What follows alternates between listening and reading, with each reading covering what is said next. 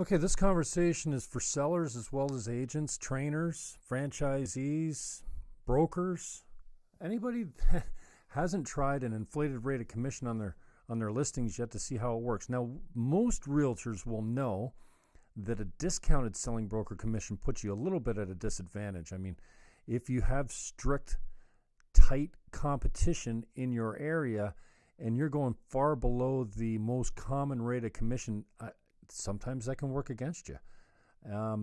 So what we want to talk to you a little bit about today is the conversation for your sellers or the agents that you're training, if you're a trainer, on how offering a higher buyer broker commission or selling broker co-op, whatever you call it in your area, could net the seller more money, make your listings more saleable, maybe get you higher priced offers, maybe even get you more full priced offers.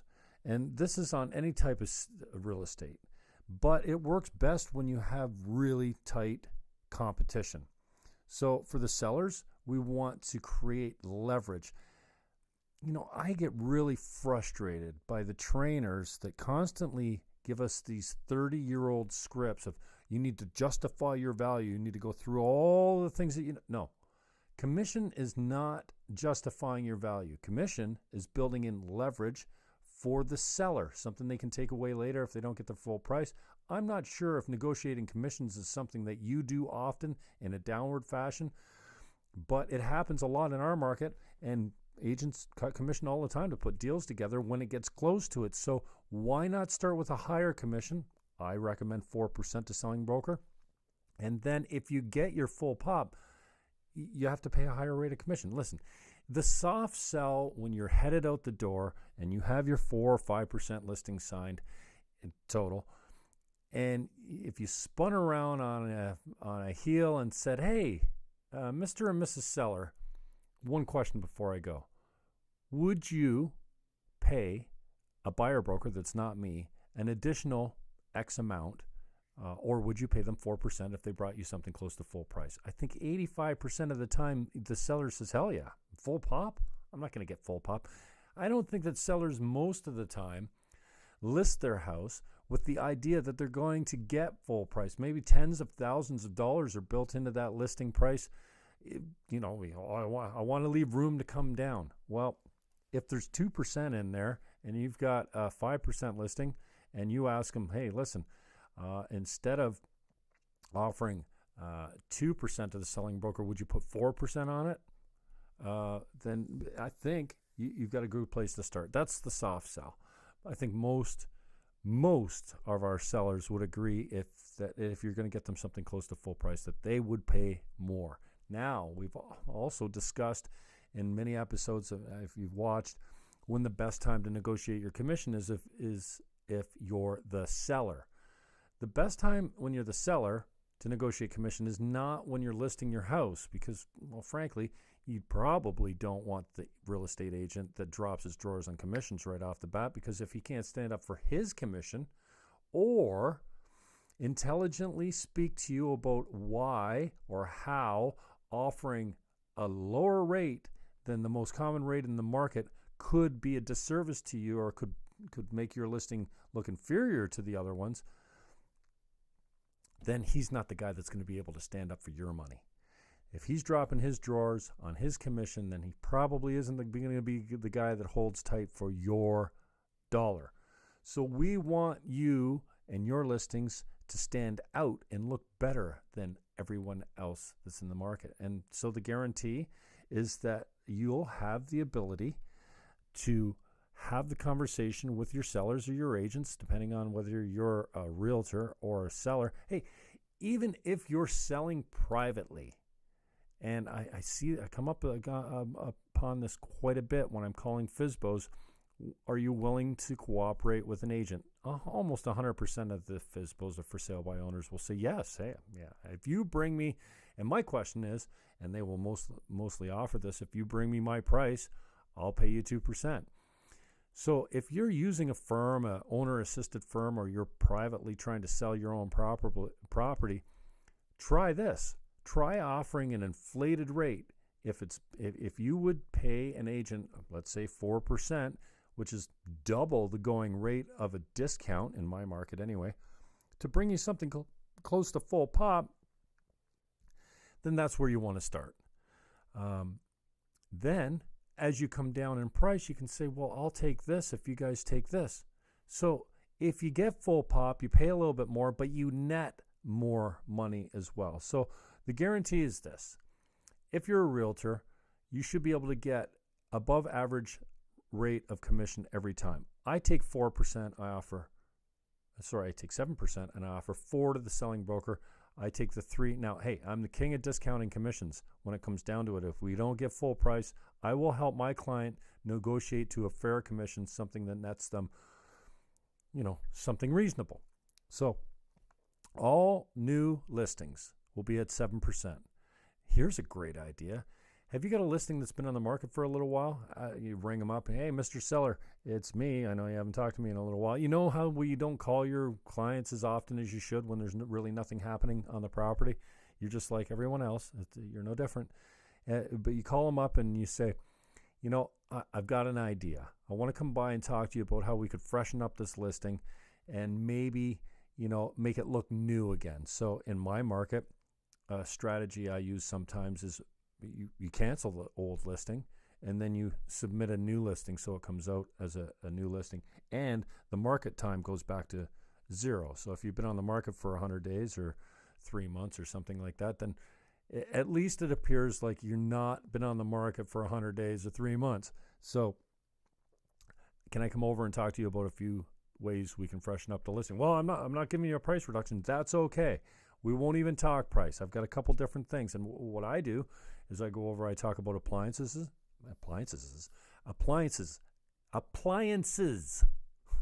including them in the list price. The worst offer ever from a realtor is appliances negotiable. That's like, immediate possession, 90 to 120 days to be arranged, negotiable. Don't do that. Include the appliances at full price. If you don't get them, you can pull them out. You use them as a negotiation tool. If the appliances are worth $10,000 or $20,000, then if you don't get full pop, they don't stay. See, the listing is structured in such a way that it says, if you bring me my price, I'll pay you this and include this and move on this date. And that's another thing we would like to talk about. Immediate possession. It doesn't mean that you're desperate and that you have to sell quickly. It means that if somebody brings you the right money and they want the property right off the bat, that you'll give it to them immediately. It means that if a buyer has their home sold and they are cash, all cash, no mortgage, and they want your house and they want to close in 2 weeks, you will accommodate them. So usually if you ask your client, listen, if you got full pop, could you move as quickly as possible?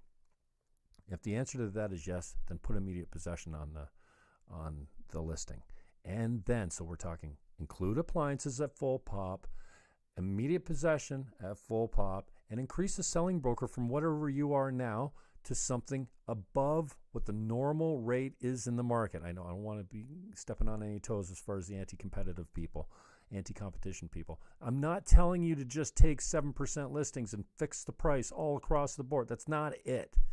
I'm saying an inflated rate of commission could put more money in the seller's pocket, and if it doesn't, the opportunity for the seller to negotiate later when they have leverage is powerful.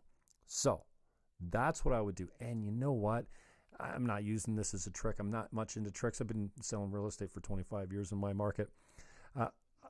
I'm good at it, but I love this end of it, the marketing and the promotion of properties. And we've seen how a discounted rate is urban legend with the sellers. They think, you know what?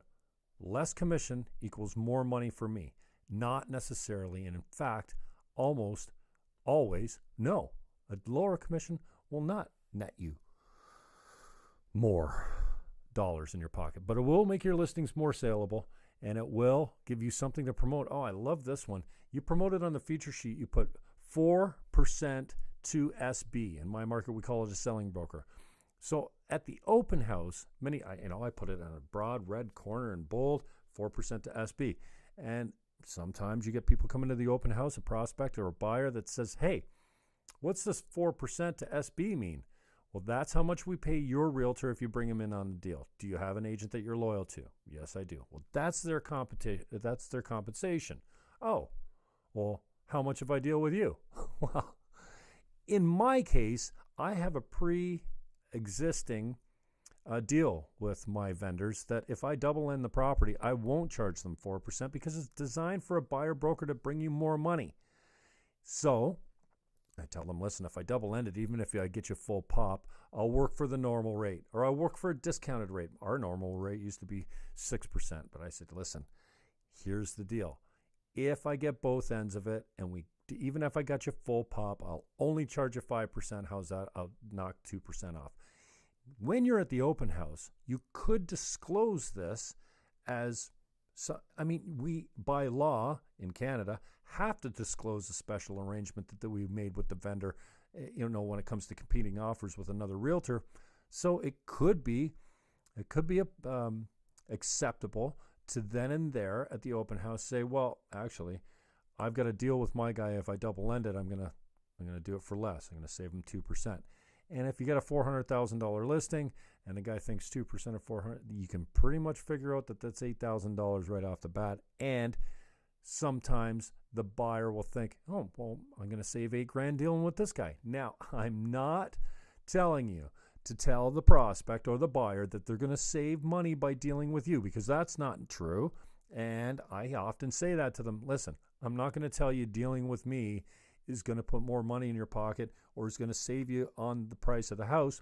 But I do have an existing arrangement with my seller that if I double end it, I'm going to charge him 2% less commission because the bonus is designed for the buyer brokers.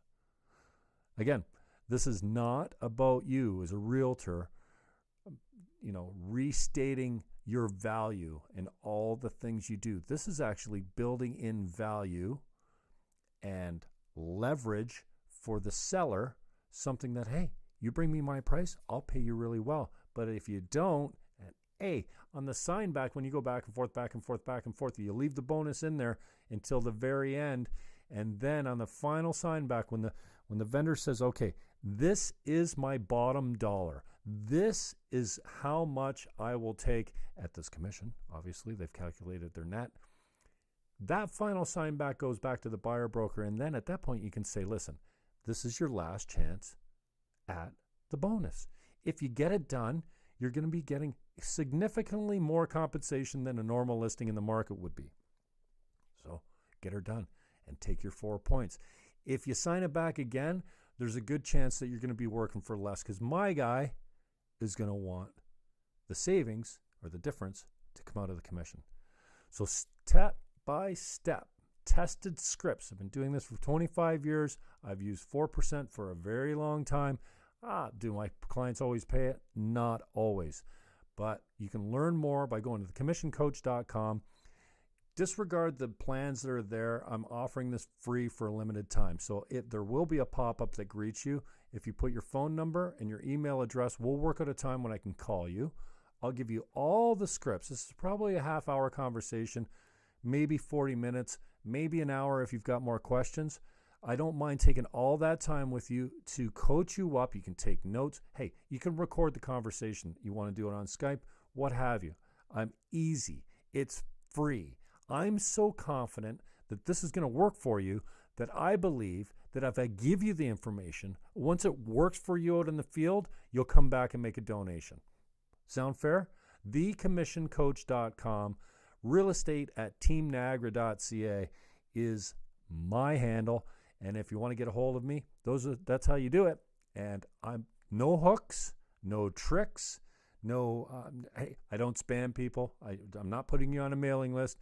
If you say I'm good, leave me alone, then I'll never talk to you again. I'll be sad. Thecommissioncoach.com or send me an email. realestate@teamniagara.ca. You can also find us on the Twitter, the Facebook, the Instagram, and the YouTube. Thecommissioncoach.com. On Twitter, we're Commish Coach. Commish Coach. COMMISH Coach. Commish Coach. And everywhere else, we're at Commission Coach. The We're the commission coaches. Okay, I'm done.